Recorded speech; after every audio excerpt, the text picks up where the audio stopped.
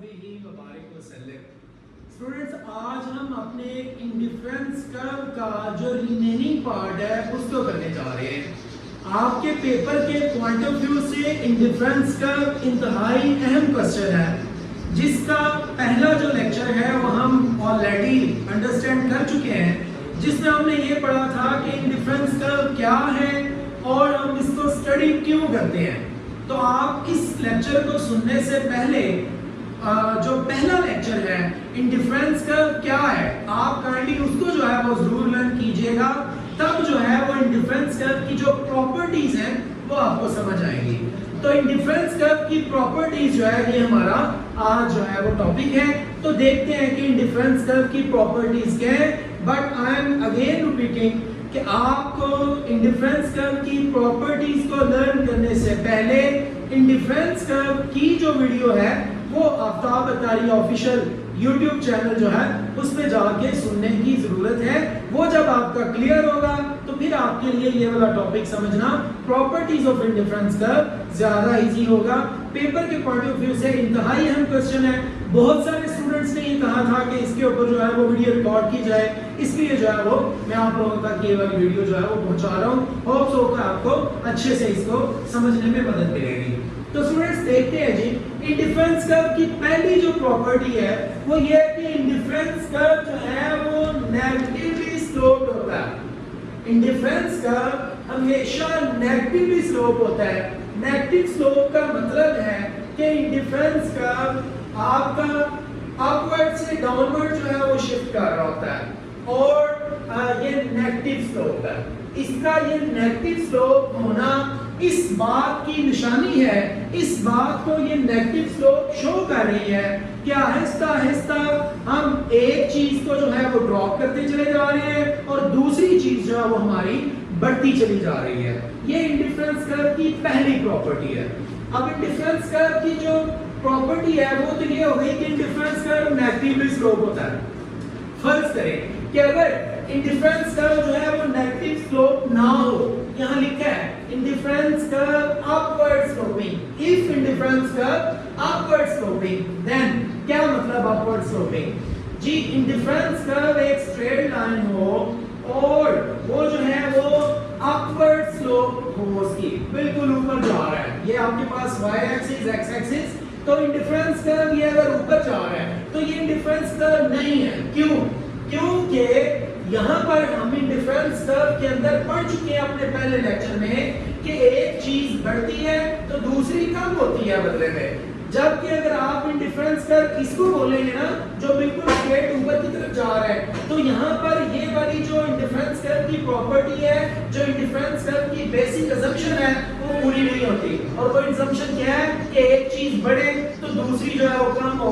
यहाँ पर दोनों चीजें बढ़ रही हैं। आप यहाँ चेक करें तो आपकी दोनों चीजें जो है वो बढ़ रही हैं। ये भी 1 से 2 हो रही है, ये भी 1 से 2 हो रही है। तो हम जो है वो इंडिफरेंस कर्व कभी भी अपवर्ड स्लोप को इंडिफरेंस कर्व नहीं बोलेंगे। और इसके अलावा एक और सिचुएशन हो सकती है, if indifference curve horizontal line, let's see ये x एक्सिस y एक्सिस है हमारे पास, और अगर इंडिफरेंस कर्व ये है तो क्या ये इंडिफरेंस कर्व है? नहीं जी, ये भी इंडिफरेंस कर्व नहीं है। क्यों?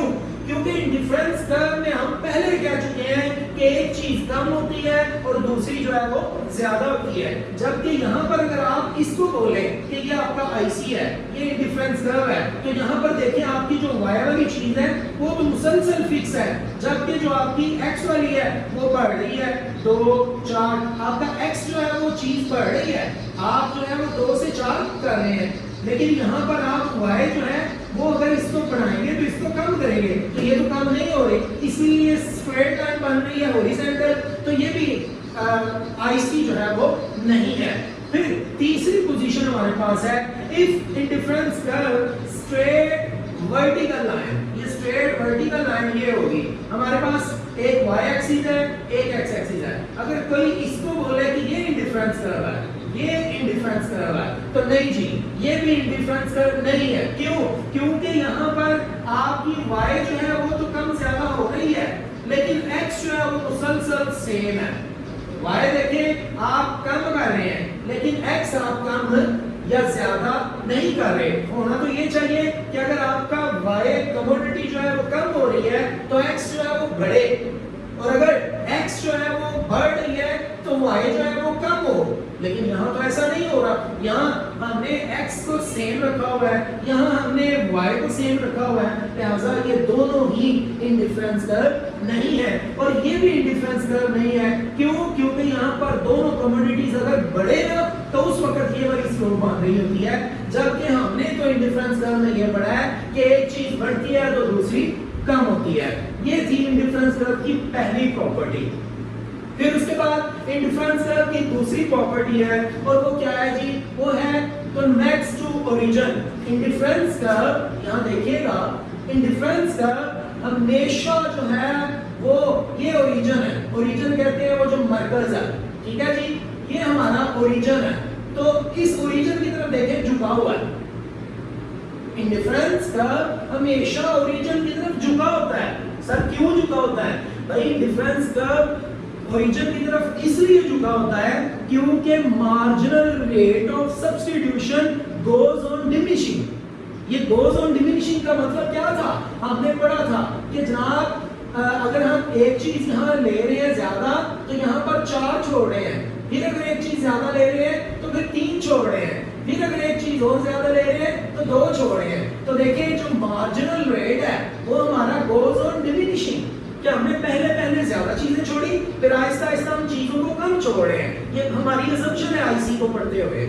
इसलिए आप याद रखें कि इंडिफरेंस कर्व हमेशा ओरिजिन की तरफ झुका होता है, और उसके झुकने की वजह मार्जिनल रेट ऑफ सब्स्टिट्यूशन होता है, और marginal rate of substitution goes on diminishing, मतलब मार्जिनल रेट आहिस्ता आहिस्ता कम होता जाता है। 1 के बदले में 4, 1 के बदले में 3, 1 के बदले में 2, आहिस्ता आहिस्ता कम हो रहा है। तो इसके ये कम होने की वजह से इसकी स्लोप जो है वो हमेशा ओरिजिन की तरफ जो है वो झुका होता है ये।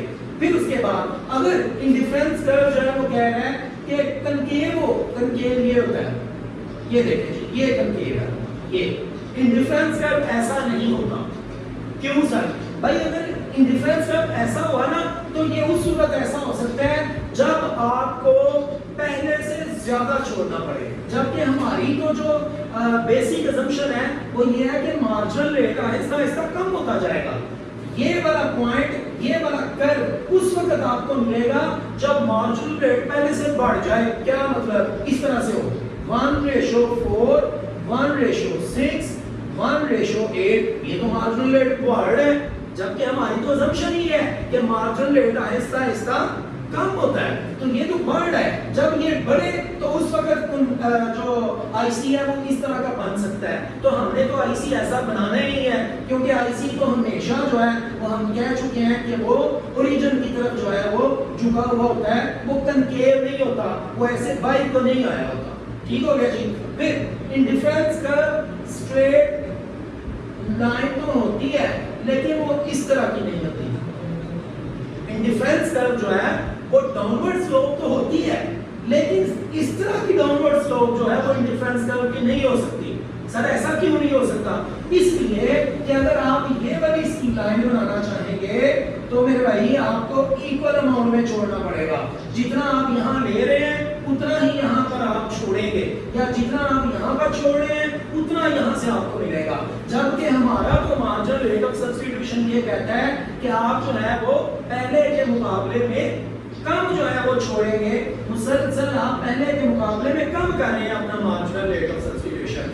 और ये वाला जो एम, अगर हम इसको आईसी कह लें कि फर्ज करें जी ये वाली जो लाइन है ये आईसी है, तो ये आईसी लाइन उस वक्त बनेगी कि जब आप x और y दोनों की बराबर मिकदार में चीजें छोड़े। कि अगर आपने यहाँ पर x जो है वो 1 लिया है तो आप y जो है वो भी y जो है वो भी 1 ही रहे। और अगर आप x को बढ़ा रहे हैं, जनाब आप x को बढ़ा रहे हैं, 1 बढ़ा है, तो यहाँ पर इसको फिर आप 0 करें। मतलब जितना आप यहाँ से लेंगे उतना ही अगर आप यहाँ छोड़े तो फिर जाके आईसी ऐसा बनता है।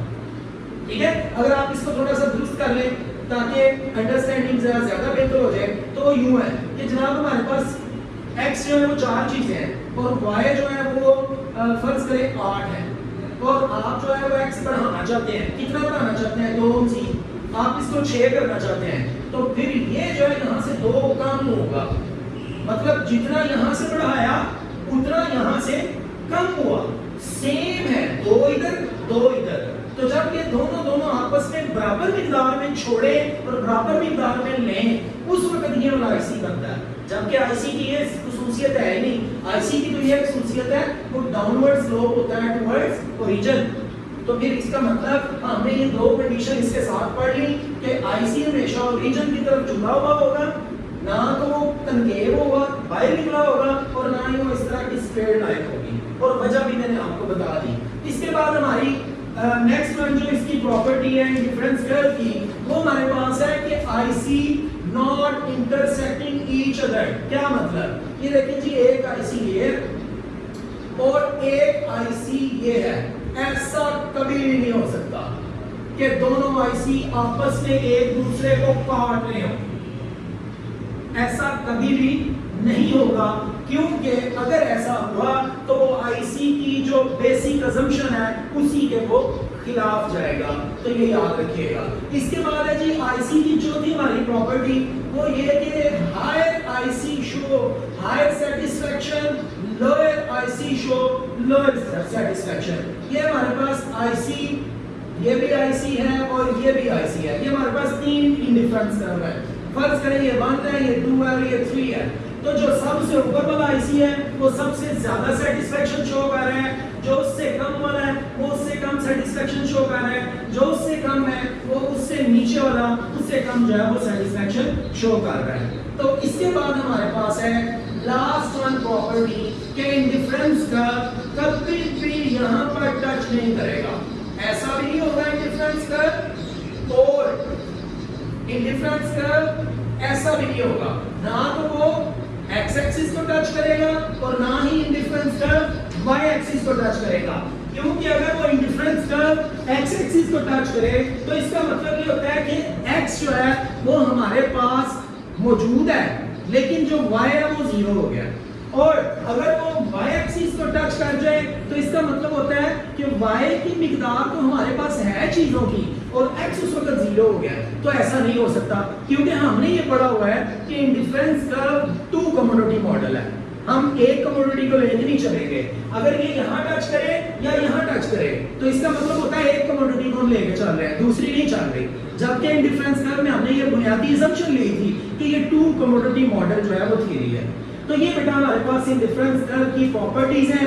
टोटल हमने 5 प्रॉपर्टी डिस्कस की हैं कि इंडिफरेंस कर्व हमेशा नेगेटिवली स्लोप होता है, इंडिफरेंस कर्व हमेशा कन्वेक्स टू ओरिजिन होता है, इंडिफरेंस कर्व जो है वो कभी भी एक दूसरे को काटते नहीं है, इंडिफरेंस कर्व जो है वो हायर वाला हायर सेटिस्फैक्शन शो करता है, लोअर वाला लो सेटिस्फैक्शन शो करता है। इसके बाद इंडिफरेंस कर्व कभी भी ना तो y एक्सिस को टच करता है और ना ही x एक्सिस को टच करता है। वजूहात जो है वो मैंने आपसे शेयर की हैं, मेरे पास ये जो नोट्स हैं इसके ऊपर ये तमाम वजूहात बड़ी स्मार्ट सी करके लिखी हुई हैं, बड़ी आसान सी लैंग्वेज में लिखी हुई हैं, जितनी बीकॉम के स्टूडेंट को बीबीए के स्टूडेंट को रिक्वायर होती हैं उतनी सी मैंने जो है वो इसको लिखा हुआ है, लेकिन हमने जामिया जो है वो चीज़ ली है।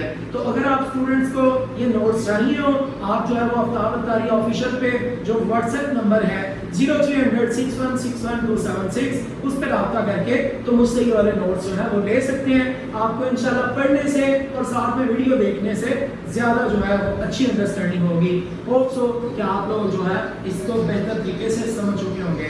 Thank you so much.